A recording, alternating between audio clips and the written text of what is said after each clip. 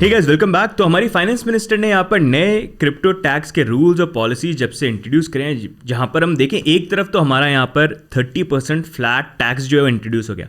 मतलब किसी ऐसी इनोवेटिव इंडस्ट्री के अंदर पहली बार ये देखने को मिल रहा है कि चाहे आप अमीर हो चाहे आप गरीब हो, अगर आप उस इंडस्ट्री के अंदर पैसे कमाते हो तो सीधा फ्लैट 30% टैक्स आपको देना ही पड़ेगा। बट उसको अगर हम छोड़े भी एक बार, यहाँ पर हम मूव ऑन करते हो तो यहाँ पर 1% TDS का भी इंट्रोडक्शन होने वाला है। और ये बड़ा एक कंफ्यूजिंग चीज़ हो जाती है कि 1% TDS जो है ये होगा कैसे इम्प्लीमेंट, ये बहुत बड़ा एक क्वेश्चन बन जाता है। ये यहाँ पर ब्लॉकचेन ट्रांजैक्शंस के ऊपर होगा जब आप विड्रॉल्स करते हैं, या फिर ये यहाँ पर जब क्रिप्टो टू INR के बीच में आप जो फर्स्ट परचेज करते हैं उस पे होगा, या सारी स्पॉट ट्रेडिंग की परचेज पे होगा, या फिर ये सारे जो ट्रांजैक्शंस है चाहे क्रिप्टो टू INR हो, ब्लॉकचेन के ट्रांजैक्शंस हो, हर चीज़ पे इंप्लीमेंट होगा। उसको आज समझने की थोड़ी सी यहाँ पर कोशिश करते हैं, क्योंकि मैं कोई एक्सपर्ट नहीं हूँ, सीनियर नहीं हूँ, लेकिन मैं काफ़ी सारे CA और लॉयर्स से बात करी तो यहाँ पर फैक्ट बेस्ड जो इन्फॉर्मेशन है, जो गवर्नमेंट ऑफिशियल्स ने जो चीज़ें बोली हैं वो यहाँ पर हम उसको देखेंगे। एंड इनफैक्ट यहाँ पर एक लूप होल भी है इस 1% TDS को अवॉइड करने का, जो I am not sure government उसको कैसे हैंडल करेगी, उसको भी यहाँ पर हम एड्रेस करेंगे। अब सबसे पहले ये समझते हैं हम TDS होता क्या है। तो TDS आप ये मत समझना कि ये एडिशनल टैक्स है। TDS जो होता है ये एडवांस टैक्स होता है, जो गवर्नमेंट ने बेसिकली इसलिए इंट्रोड्यूस किया है कि यहाँ पर अगर दो लोग अपने बीच में कोई ट्रांजैक्शन करते हैं तो उसको ट्रैक करने के लिए उनके पास यहाँ पर ये इन्फॉर्मेशन हो। अब ये काम किस तरह से करता है, तो बेसिकली काम इस तरह से करता है, फॉर एग्जाम्पल एक तरफ आप हो एक तरफ मैं हूँ। अब आपको यहाँ पर 10,000 रुपये के बिटकॉइन बेचने हैं, मेरे को खरीदने हैं। तो जब हमारे बीच में ट्रांजैक्शन होगा तो एज अ बायर मेरी ये रिस्पॉन्सिबिलिटी रहेगी, TDS के अकॉर्डिंग मेरी रिस्पॉन्सिबिलिटी ये रहेगी कि जब मैं ट्रांजैक्शन करूंगा मैं आपको 10,000 रुपये पे नहीं करूँ, मैं आपको उसमें से 1% TDS जो है वो काट के जो रिमेनिंग अमाउंट है वो आपको पे करूं, साथ में आपका पैन कार्ड नंबर लूं, मेरी जो डिटेल्स है वो मैं यहाँ पर लूं, फिर मैं ट्रेस करके एक वेबसाइट है गवर्नमेंट की TDS ट्रैक करने के लिए, वहां पर जाऊंगा, वहां पर जाके पूरी इंफॉर्मेशन डालूंगा, आपका पैन कार्ड नंबर डालूंगा, आपके बिहाफ पे जो 1% मैंने आपका काटा वो डिपॉजिट करूंगा एज ए एडवांस टैक्स आपके नाम पे, फिर मैं अपनी डिटेल्स भी डाल दूंगा और फिर TDS एक सर्टिफिकेट में लूंगा, वो आपको दूंगा कि लो तुम्हारे नाम पे मैंने 1% जो टैक्स है वो डिपॉजिट कर दिया 10,000 में से जो मेरे को देने थे। फिर होगा ये कि साल का एंड है, आपको टैक्स की फाइलिंग करनी है, तो आप पूरी अकाउंटिंग करोगे, देखोगे मेरा कितना यहाँ पर प्रॉफिट हो गया। फिर आपने जब इवैल्यूएट किया उसके बाद आपने देखा मेरे कितने TDS के सर्टिफिकेट हैं जो मैंने एडवांस टैक्स ऑलरेडी दे चुका हूँ मैं, तो वो स्क्वायर ऑफ करने का आप कैलकुलेट करोगे कितना देना है कितना नहीं देना है। ज़्यादा TDS पे कर दिया तो आप रिफंड के लिए अप्लाई कर सकते हो, नहीं किया तो आप उस तरह से मैनेज कर सकते हो। लेकिन पूरा ये प्रोसेस है, आपको अकाउंटिंग वगैरह सारी चीज़ें ये करनी पड़ेंगी। लेकिन इसको लेके आप ये अंडरस्टैंड करो एज ए बिजनेस कोई अगर इस चीज़ को करता है, दो लोगों के बीच में ट्रांजैक्शन होते हैं तो वो बात अलग हो जाती है सर्विसेज के बीच में। लेकिन अगर क्रिप्टो में इस चीज़ को करा जाए और ये अगर स्पॉट ट्रेडिंग या इन चीज़ों के अंदर भी इंप्लीमेंट हो जाए तो एक किसी इन्वेस्टर के लिए ये चीज़ मैनेज करना कैसे पॉसिबल होगा, स्पेशली ऐसे इंसान के लिए जिसका 1 लाख रुपए का ही कैपिटल है, 1.5 लाख रुपए का ही कैपिटल है, उसी में वो ट्रेड करता है। तो वही एक बहुत बड़ा क्वेश्चन यहाँ पर बन जाता है। अब सोल्यूशन ये हो सकता है कि अगर इंडियन एक्सचेंजेस के ऊपर इसको इंप्लीमेंट किया जाए तो इंडियन एक्सचेंजेस इसको मैनेज करें। वैसे CA की लैंग्वेज में ही होता है कि TDS जो होता है वो बायर और सेलर के बीच में ही होता है, तो बायर की रिस्पॉन्सिबिलिटी यहाँ पर बन जाती है, मेरे को करना पड़ेगा, एक्सचेंज नहीं कर सकता। लेकिन उसके लिए भी अगर आप देखोगे यहाँ पर जो हमारा फाइनेंस बिल आया है जहाँ पर ये प्रोविजन को एक्ट किया गया, वहाँ पर एक अलग से यहाँ पर चीज़ मेंशन करी है जहाँ पर उन्होंने ये बोला कि अगर ये TDS है, ये जो नए रूल हैं इनको इंप्लीमेंट करने में कोई भी प्रॉब्लम है, क्योंकि पूरा स्पेस ही नया है ना, तो इसके लिए नए रूल्स चाहिए, तो उसको इंप्लीमेंट करने में कोई प्रॉब्लम है तो यहाँ पर जो इनकम टैक्स डिपार्टमेंट है उसके लिए अमेंडमेंट्स कर सकता है एंड यहाँ पर नए रूल्स लेके आ सकता है। बस गवर्नमेंट जो है उसको गवर्नमेंट से अप्रूवल यहाँ पर लेना पड़ेगा। तो ये चीज़ें तो काफ़ी सोच के कंसिडर करिए कि आप प्रॉब्लम आ सकती हैं, प्रॉब्लम को फिक्स करने के लिए सोल्यूशन जो है वो इनकम टैक्स डिपार्टमेंट देख सकता है, उसका अप्रूवल गवर्नमेंट से यहाँ पर उनको लेना पड़ेगा। लेकिन फिर भी क्वेश्चन ये आता है कि अगर यहाँ पर ये जो TDS का इंप्लीमेंटेशन होगा किस पे होगा, ये ब्लॉकचेन के ट्रांजैक्शन पे होगा, ये स्पॉट ट्रेडिंग पे होगा, INR टू क्रिप्टो या क्रिप्टो टू क्रिप्टो, किस पे होगा? अब कैसे समझे इस चीज़ को, इसको लिए कोई क्लैरिटी तो है नहीं। तो हम यहाँ पर 2 इंटरव्यू जो हैं, इंटरव्यू के अंदर जो हमारे गवर्नमेंट ऑफिशियल्स ने स्टेटमेंट दिए TDS को लेके, उसको देखते हैं और थोड़ा सा समझने की कोशिश करते हैं एग्जैक्टली यहाँ पर उन्होंने बोला क्या है। तो पहला यहाँ पर जो वीडियो है वो यहाँ पर है, हमारे चेयरमैन है central board of direct taxes के, तो उन्होंने क्या बोला है TDS के ऊपर, चलिए ये सुनते हैं यहाँ पर। My question is that in the case of exchanges, Indian exchanges, will the onus of deducting and paying this TDS be on the exchanges from April 1st? See, I am told, and this has been reported, that exchanges in crypto work in a manner which is different from the normal stock exchanges, right? Here, the exchanges, they create the market, they are the market, they are also market participants also, right? They take positions counter to the investor in many cases, or in most of the cases, in some exchanges, right? A purchase order of a customer may be directly dealt with by the exchange itself, right? Through its own stock. So these are situations. Point is, if that is happening, then whoever is to pay will have to deduct that 1%. Because if the exchange bears that responsibility, then it has to deduct the tax, right? TDS. So the point, what I'm trying to convey to you, that 194C situation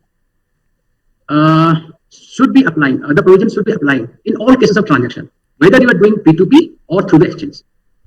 तो जैसा यहाँ पर आपने देखा वैसे ये provision में I think 194S बोलने वाले थे, गलती से C निकल गया इसलिए इन्होंने पॉज किया। बट एनीवेज जो ये बोल रहे हैं कि क्रिप्टो में होता ये है कि एक्सचेंजेस जो हैं वो भी पोजीशन लेते हैं यहाँ पर ट्रेडर्स के अगेंस्ट में, क्योंकि लिक्विडिटी के लिए वो करते हैं वो। तो जो भी ट्रांजैक्शन है, चाहे वो P2P पे है या एक्सचेंजेस पे, जो भी ट्रांजैक्शन में कर रहा है, जो भी बायर है, उसको 1% यहाँ पर TDS जो है वो यहाँ पर देना पड़ेगा। अब सोचने में ये सोच सकते हैं कि हो सकता है शायद ये क्रिप्टो टू INR के बीच में हो या इनिशियल परचेज के ऊपर हो। लेकिन अब नेक्स्ट यहाँ पर देखते हैं हमारी जो फाइनेंस मिनिस्टर है उन्होंने पोस्ट बजट सेशन यहाँ पर प्रेस कॉन्फ्रेंस में क्या चीज़ बोली थी इसी चीज़ के बारे में। तो इसको देखते हैं हम यहाँ पर। And what Reserve Bank issues is the digital currency. Everything that prevails outside of it in the name of digital whatever are assets being created by individuals, and in transacting that asset, if there are profits being made, we are taxing that profit at 30%. We are also tracking every trail of money in that by saying every transaction will be 1% TDS, if I can use that expression. There will be a transaction, TDS imposed on every transaction in the crypto world, any transaction that is happening outside. So the distinctions are very clear. Currency is only with the Reserve Bank. That will get issued sometime this year. The transaction happening in the crypto world are of different kinds of assets, and for that, every transaction gets taxed. तो जैसे यहाँ पर आपने देखा हमारी finance minister ने साफ साफ ये चीज़ बोली है कि क्रिप्टो वर्ल्ड में खूब सारे एसेट्स हैं, उनके बीच में जो भी ट्रांजैक्शन हो रहा है, प्रॉफिट बन रहा है तो 30% फ्लैट टैक्स देना पड़ेगा। प्लस ये जितने डिजिटल एसेट्स हैं इनके बीच में जो भी ट्रांजैक्शन हो रहा है उस पर भी 1% TDS यहाँ पर लगेगा।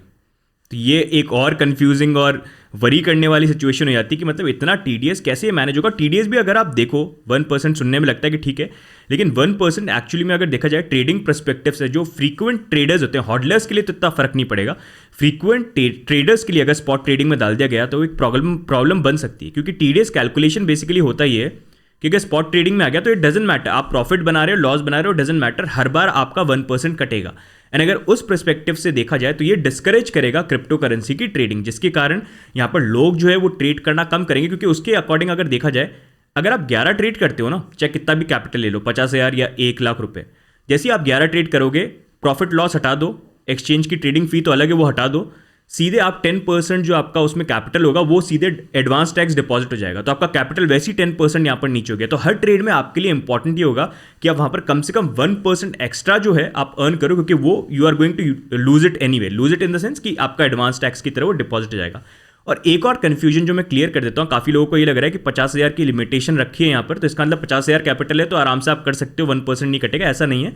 50,000 यहाँ पर उन्होंने एक तरह से ट्रेडिंग वॉल्यूम का बोला है, अगर ये ट्रेडिंग पे इंप्लीमेंट होता है। तो अगर 50,000 आपने 2 ट्रेड करी तो वैसे ही आप क्रॉस कर जाओगे तो 1% TDS लगना यहाँ पर चालू हो जाएगा। तो समझ रहे हो इस चीज़ से मतलब कितना कॉम्प्लिकेटेड ये पूरी की पूरी सिचुएशन हो जाती है। एंड प्रॉब्लम यहाँ पर ये भी है कि अगर इसको इंप्लीमेंट किया ना तो अब क्या होगा, लोग जो हैं वो ट्रेड ज़्यादा नहीं करेंगे। अगर क्रिप्टो टू क्रिप्टो हो गया, क्रिप्टो टू INR भी हो गया, तो लोग क्या ज़्यादा ट्रेड नहीं करेंगे। जब ज़्यादा ट्रेड नहीं करेंगे तो एक्सचेंजेस यहाँ ट्रेडिंग फी नहीं कमा पाएंगे। जब वो नहीं कमा पाएंगे तो यहाँ पर गवर्नमेंट के लिए GST कलेक्शन जो है, जो अभी अच्छा खासा चल रहा है, वो और कम हो जाएगा। तो वैसे भी ये प्रोडक्टिव आइडिया जो होगा वो होगा नहीं। बेटर ये है कि अगर ये जो TDS का इम्प्लीमेंटेशन है यहाँ पर जब इंट्रोड्यूस होता है ये इनिशियल परचेज के ऊपर, जैसे फॉर एग्जांपल फर्स्ट टाइम मैं क्रिप्टो में बिटकॉइन को बाय कर रहा हूँ और मैं आ रहा हूँ, तो फर्स्ट परचेज के अंदर लग जाए या एग्जिट कर रहा हूँ तब लग जाए, तो तब वो ट्रांजैक्शन में होना चाहिए। बाकी ट्रांजैक्शन स्पॉट ट्रेडिंग में नहीं होना चाहिए। और अगर स्पॉट ट्रेडिंग में भी करना है तो बहुत कम अमाउंट यहाँ पर होना चाहिए, 0.05 या उससे भी लोअर, ताकि वो इतना ज़्यादा यहाँ पर इम्पैक्ट नहीं करे, क्योंकि 1% यहाँ पर बहुत ज़्यादा हो जाता है। एंड दूसरी बात यह है कि वी अंडरस्टैंड गवर्नमेंट चाहती है ट्रांजैक्शंस को ट्रेस करना, और इसमें कोई प्रॉब्लम नहीं है, ट्रेस करना चाहिए ताकि उनको भी आइडिया मिले, गलत काम यहाँ पर नहीं हो। लेकिन वो ट्रेस करने के लिए सेंट्रलाइज एक्सचेंज पे इतनी ज़्यादा ज़रूरत है नहीं, क्योंकि सेंट्रलाइज एक्सचेंज ऑलरेडी सारा डेटा जो है वो गवर्नमेंट से शेयर कर सकती है, किसने क्या ट्रांजैक्शन किया, वो रिकॉर्ड्स ऑलरेडी मेंटेन होते हैं। तो वहाँ पर स्पॉट ट्रेडिंग में TDS का implementation it does not make any sense, मतलब इतना उसका कोई सेंस रहेगा ही नहीं, बस वो कटता जाएगा एंड इन अ वे इतना बेटर भी नहीं रहेगा। पूरी स्पॉट ट्रेडिंग को तो बिल्कुल ही डिस्करेज यहाँ पर वो कर देगा। तो ये इतनी सारी ये यहाँ पर इश्यूज हैं, एंड ये एक्सचेंजेस पे भी बहुत ज़्यादा लिक्विडिटी क्राइसिस आ जाएगा कि कैसे वो मैनेज करेंगे। हर ट्रेड में 1% बहुत बड़ा अमाउंट यहाँ पर हो जाता है। तो यही यहाँ पर TDS को लेके पूरा का पूरा यहाँ पर चल रहा है इशू। एंड इससे एक और चीज़ जो होने वाली है यहाँ पर, अगर आप देखोगे, लोग इंटरनेशनल एक्सचेंजेस और डिसेंट्रलाइज एक्सचेंज पे ज़्यादा मूव हो जाएंगे अगर यहाँ पर किसी भी तरह का ऐसे हैवी जो इम्प्लीमेंटेशन है TDS का आ गया, चाहे वो क्रिप्टो टू क्रिप्टो या क्रिप्टो टू INR हो। अगर क्रिप्टो टू INR हो गया फिर क्रिप्टो टू क्रिप्टो ट्रेड करेंगे वो लोग, और crypto to crypto, crypto to INR अगर वो भी आ गया तो उससे फिर लोग जो है इंटरनेशनल एक्सचेंजेस और डेस्क पे भी मूव कर सकते हैं। क्यों? क्योंकि यहाँ पर अगर हम हमारा जो फाइनेंस बिल है उस फाइनेंस बिल को अगर हम यहाँ पर देखेंगे तो इस फाइनेंस बिल में साफ साफ यहाँ पर ये लिखा हुआ है कि the propose subsection six to provide that any person responsible for paying to a resident of any sum by way of consideration of transfer of virtual digital asset shall at the time of credit such sum, so rest आप read कर सकते हो कि 1% यहाँ पर लगेगा, लेकिन यहाँ पर जो इंपॉर्टेंट वर्ड है वो है रेजिडेंट। इसका मतलब ये है कि जब दो लोग आपस में ट्रांजैक्शन कर रहे हैं, इंडिया का कोई सिटीजन, तो तब ये 1% जो है ये TDS काटना पड़ेगा। तो अगर आप यहाँ पर इंटरनेशनल एक्सचेंज को यूज़ कर रहे हो, अगर आप यहाँ पर बाहर का कोई पीयर टू पीयर या मे बी कोई डिसेंट्रलाइज एक्सचेंज यूज़ कर रहे हो, तो वहां पर आपको नहीं पता अगला बंदा कौन है, अगला बंदा बाहर का किसी और कंट्री का भी इंसान हो सकता है, तो वहां पर ये जो रूल आया है वो आपके ऊपर एप्लीकेबल नहीं होगा। तो जो लोग इंटरनेशनल एक्सचेंज पे ट्रेड करेंगे, डिसेंट्रलाइज एक्सचेंज पे ट्रेड करेंगे, उनके ऊपर ये रूल फॉलो ही नहीं करेगा। तो ये पूरा जो TDS आया है और जिस फॉर्म में अभी आ रहा है उससे होगा क्या, उससे लोग जो है, क्योंकि उनको अगर TDS नहीं पे करना है, अगर स्पॉट ट्रेडिंग और इस सब में आ जाता है, तो वो इंटरनेशनल एक्सचेंज को यूज़ कर सकते हैं और डेक्स को यूज़ कर सकते हैं। तो इसलिए ये TDS का जो पूरा ही यहाँ पर जो है, इसको लेके एक तो क्लैरिटी भी ज़्यादा नहीं है, कंफ्यूजन भी बहुत ज़्यादा है, एंड इम्प्लीमेंटेशन करने में भी बहुत ज़्यादा प्रॉब्लम है। और अगर जिस तरह से सोच रहे हैं इन वर्स्ट केस वैसा अगर आ गया तो पूरी इंडस्ट्री को भी ये किल कर सकता है। तो यही बेसिकली यहाँ पर इस TDS को लेके प्रॉब्लम है और ये इंपॉर्टेंट है। यहाँ पर अब देखना गवर्नमेंट इस चीज़ को जितना देख के लग रहा है, यहाँ पर अब ये TDS वाला जो इशू है ना, इसके ऊपर इंडस्ट्री के जो स्टेक होल्डर्स हैं, जैसे एक्सचेंजेस हो गए, BSEC एसोसिएशन जो है हमारी क्रिप्टो की, वो सबके सब भी अब यहाँ पर फाइनेंस मिनिस्ट्री से बात करेंगे, क्योंकि ये TDS जिस तरह से हम बात करें अगर वैसा इम्प्लीमेंटेशन हो गया तो it won't make any sense. तो पॉसिबली ये TDS वाला जो है कुछ ना कुछ इसमें चेंजेस आने चाहिए, और हो सकता है इसके अंदर हम कहीं ना कहीं जीते भी। बाकी भी चीज़ें हैं टैक्स को लेके, उसके अंदर भी जीतने की बहुत ज़्यादा पॉसिबिलिटी है, क्योंकि देखा जाए काफ़ी सारे लॉज जो है यहाँ पर सही नहीं है, जो आगे आने वाले टाइम पे हम बात करेंगे। हमारी जो आवाज़ है, जो हम यहाँ पर ट्वीट कर रहे हैं, ट्रेंड कर रहे हैं, हैशटैग, और यहाँ पर जो पिटीशन हमने फाइल किया है उसकी भी जो रिजल्ट है, अगर आप देखोगे हमारी आवाज़ सुनी जा रही है। तो मैं इतना आपको बस अभी बोल सकता हूँ, बस ये है कि इसको जाने मत देना, एंड डेफिनेटली हमको जो पॉजिटिव चेंजेस है ना वो गवर्नमेंट की तरफ से देखने को मिलेंगे। गवर्नमेंट देखो हमेशा चाहती है कि अच्छे रूल्स लेके आए, देखो, एंड कोई रूल